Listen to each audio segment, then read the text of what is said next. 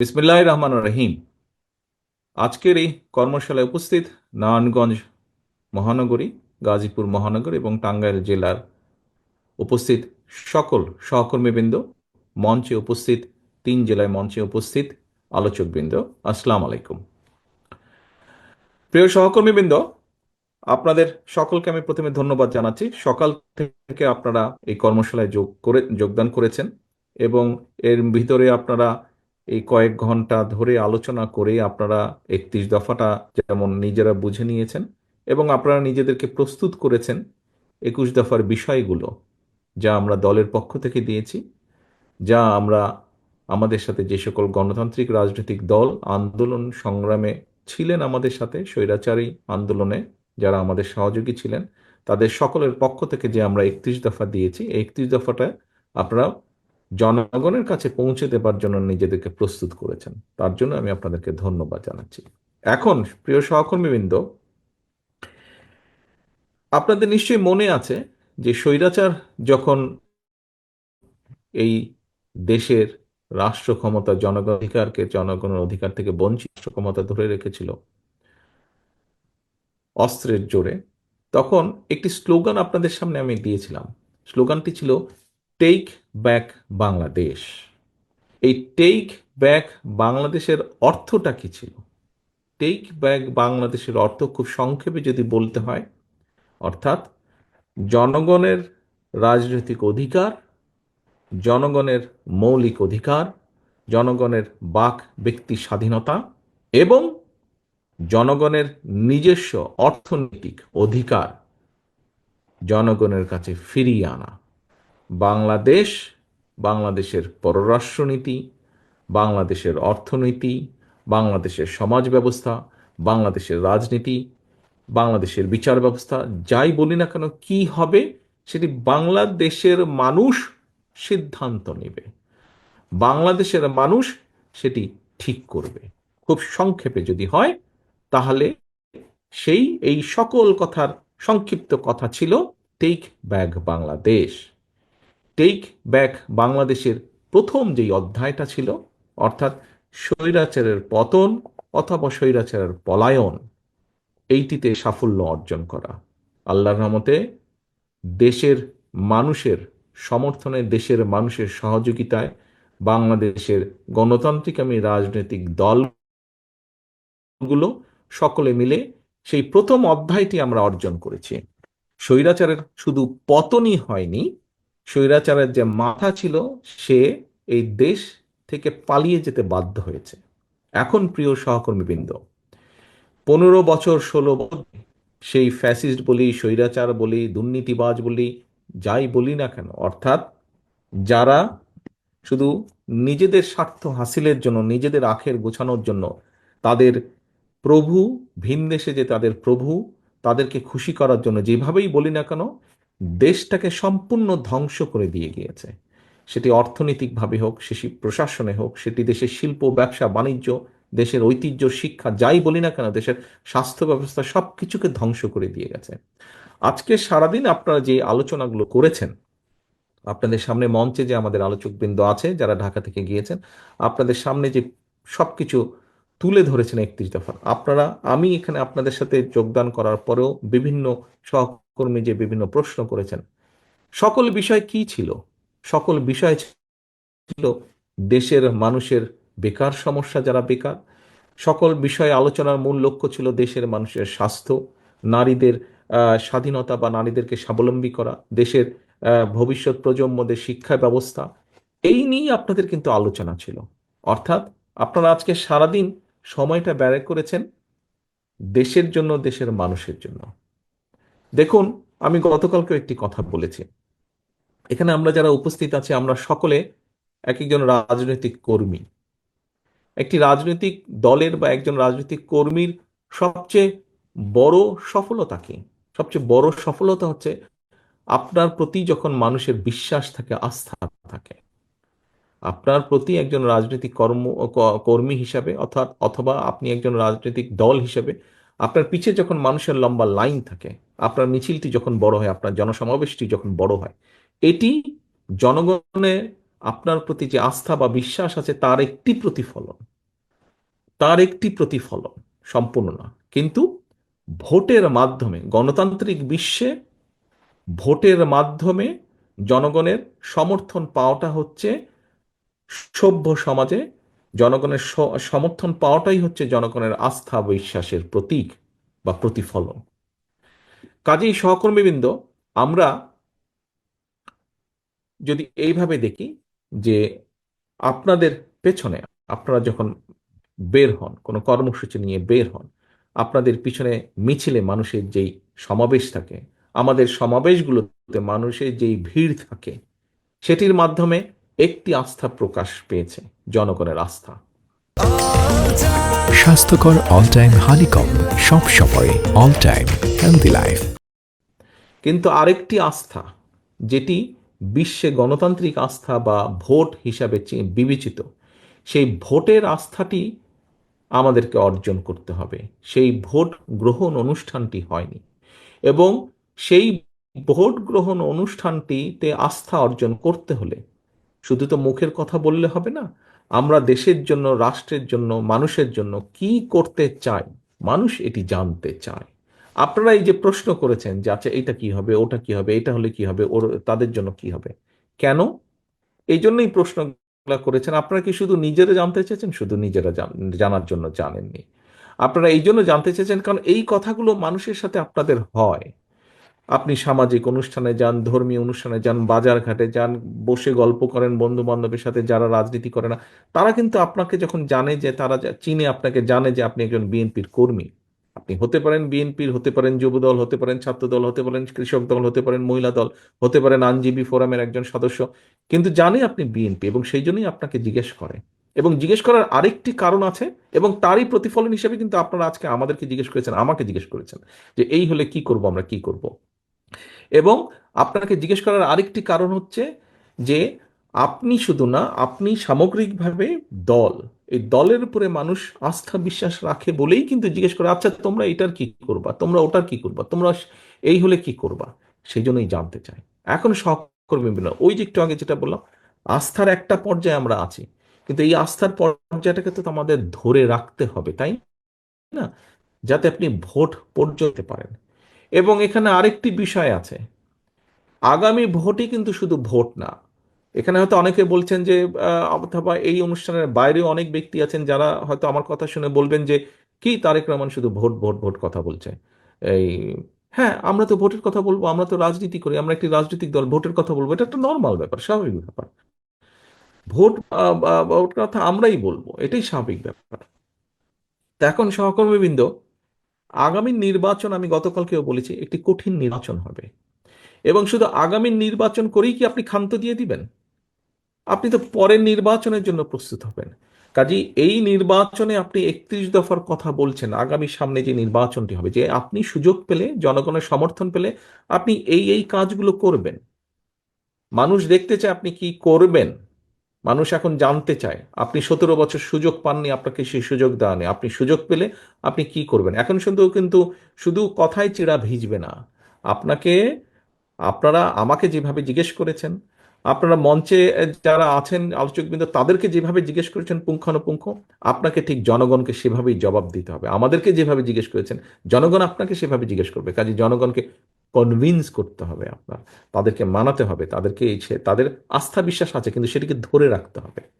এবং পরবর্তী নির্বাচনের পরে আপনি সুযোগ পেলে আপনাকে সেগুলি বাস্তবায়ন করতে হবে, কারণ তারপরের নির্বাচনে আপনাকে কিন্তু প্রমাণ দিয়ে দেখাতে হবে যে আপনি এই নির্বাচনের আগে এই বলেছেন এবং সুযোগ পাবার পরে আপনি এই করেছেন, কতটুকু করেছেন জনগণ দেখতে চায়।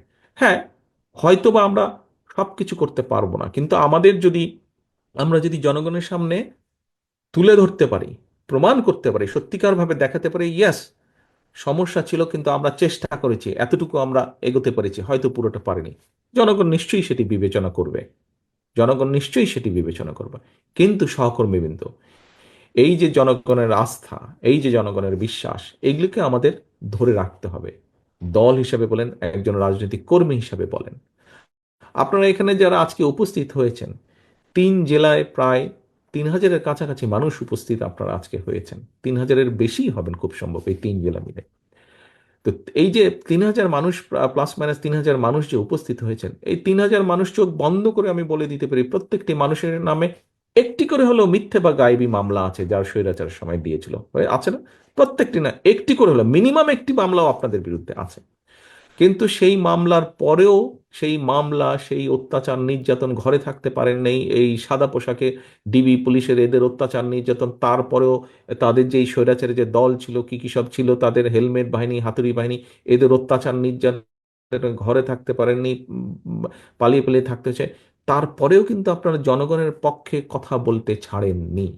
জনগণের অধিকার রক্ষার যে সংগ্রাম, সেটা থেকে আপনারা পিছিয়ে আসেননি সহকর্মীবৃন্দ। কাজেই আপনারা যখন এত দূর কষ্ট করেছেন, কেন আপনারা এমন কাউকে সুযোগ দিবেন যে নিজের স্বার্থ হাসিলের জন্য আপনার এই কষ্টে পানি ঢেলে দিবে? কেন সেই সুযোগ আপনি দিবেন? কেন? কিছু সংখ্যক লোক তার নিজেদের স্বার্থ সিদ্ধির জন্য, স্বার্থ হাসিলের জন্য আমাদের এত কষ্টের মধ্যে পানি ঢালার চেষ্টা করছে। এই যে সারাদিন আপনারা এখানে বসেছেন, আপনি তো সারাদিন গত 8টা 10টা ঘন্টা এখানে আপনি ব্যয় করেছেন, আপনি সময় দিয়েছেন, এই যে বসে থেকেছেন, এটার জন্য একটা এনার্জি লাগে।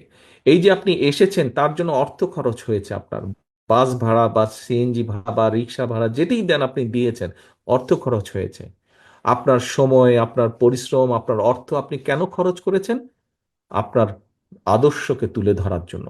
আমরা দেশ নিয়ে যেই পরিকল্পনা করছি, সেগুলো যাতে আমরা বাস্তবায়ন করতে পারি, সেটি ভালোভাবে জেনে নিয়ে গিয়ে জনগণের কাছে উপস্থাপন করা, জনগণকে এটি ভালোভাবে বোঝানো, যাতে জনগণ আরো দৃঢ়ভাবে আপনাকে সমর্থন দেয়। তাহলে আপনি যখন এতগুলো কষ্ট করলেন সহকর্মীবৃন্দ, কেন আপনার পাশে বা পেছনের লোকটা, সে যদি নিজের স্বার্থ হাসিলের জন্য এমন কিছু করে যা আপনাকে, আপনার দলকে বিতর্কিত করবে, কেন আপনি সেই সুযোগ দিবেন তাকে? কেন দিবেন? দেবার কি একটি কোনো যৌক্তিক কারণ আছে যে আপনি তাকে সেই সুযোগ দিবেন তার ব্যক্তি স্বার্থ হাসিলের জন্য? আমরা তো ব্যক্তি স্বার্থ নিয়ে এখানে কোনো আলাপ করিনি সারাদিন। কেউ কি কারো ব্যক্তি স্বার্থ নিয়ে এখানে সারাদিন আলাপ করেছেন? কেউ ব্যক্তি স্বার্থ নিয়ে আলাপ করেন? প্রত্যেকে আপনারা দেশ, দেশের মানুষের জন্য সারাদিন চিন্তা করেছেন, আলাপ করেছেন, কথা বলেছেন আপনারা। কাজেই সহকর্মীবৃন্দ, আ- আপনারা প্রায় বলেন, আমি প্রতি অনুষ্ঠানে বলি, আমার সাথে যখন কথা হয়, সেটি ইউনিয়ন পর্যায়ে হোক, গ্রাম পর্যায়ে হোক, জেলা পর্যায়ে হোক, উপজেলা থানা পর্যায়ে হোক, বিভাগ পর্যায়ে হোক, যেই নেতা, যেই সহকর্মী, যেই কর্মীর সাথে আমার কথা হয়, একটি কথা আপনারা বলেন যে, ভাই, মানুষ বিএনপির দিকে তাকিয়ে আছে।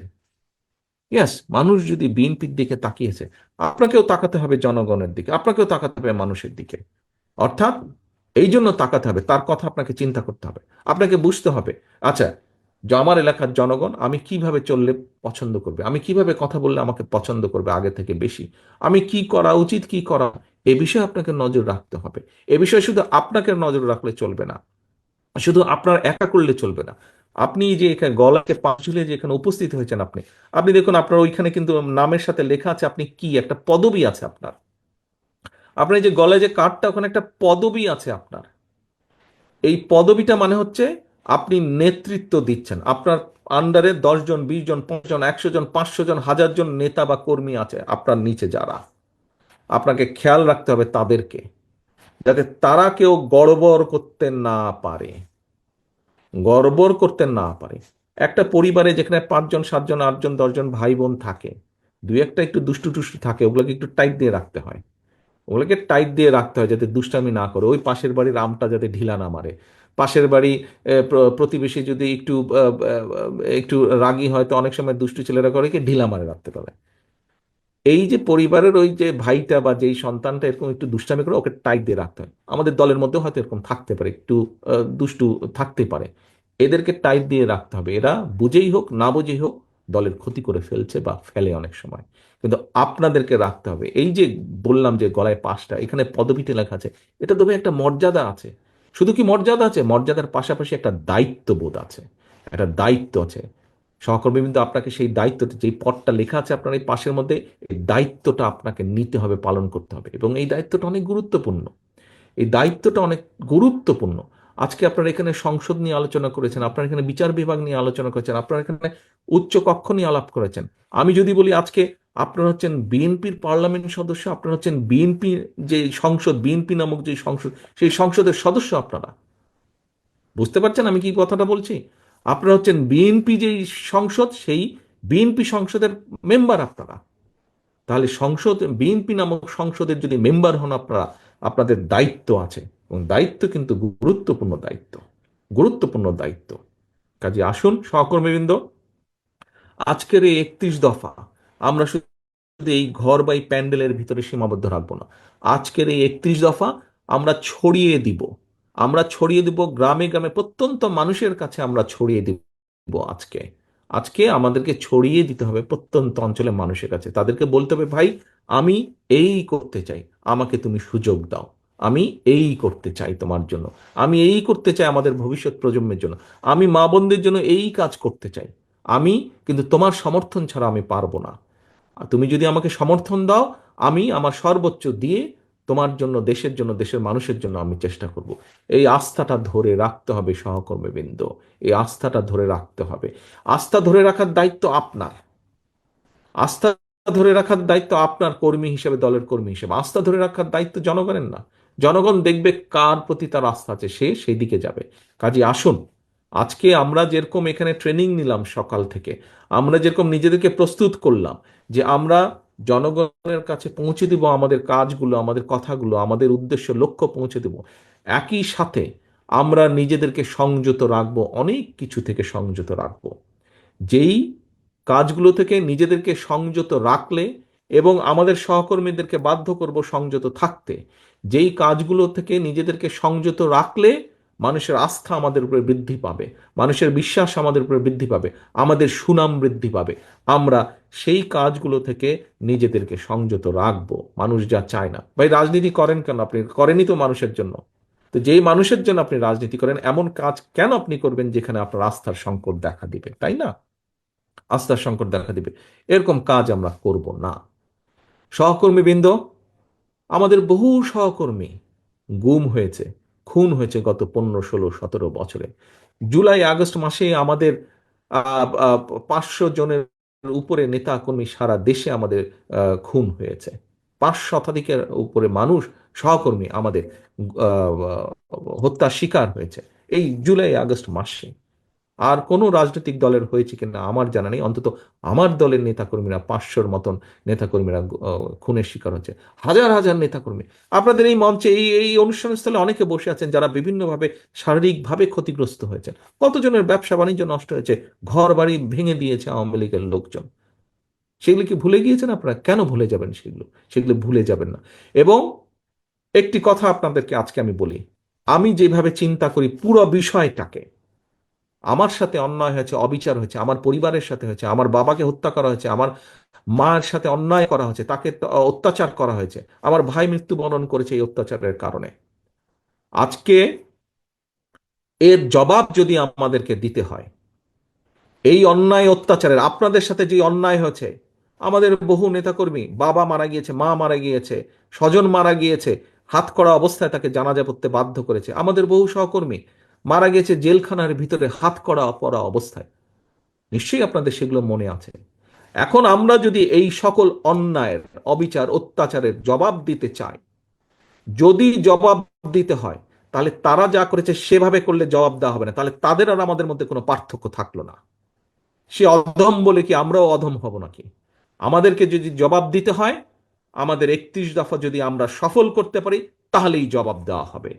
দেশি এবং বিদেশি ষড়যন্ত্রকারী যারা, যারা দেশি এবং বিদেশি ষড়যন্ত্রকারী, যারা চায় না এদেশে গণতন্ত্র প্রতিষ্ঠিত হোক, যারা চায় না এই দেশের মানুষ রাজনৈতিকভাবে এবং অর্থনৈতিকভাবে সফল হোক, স্বাবলম্বী হোক, যারা এটা চায় না, আমরা যদি 31 দফা সফল করতে পারি, তাহলে মানুষের ভোটের অধিকারকে প্রতিষ্ঠিত করতে পারি, তাহলেই তাদেরকে আমাদের জবাব দেওয়া হবে, তাহলেই তাদেরকে আমাদের জবাব দেওয়া হবে।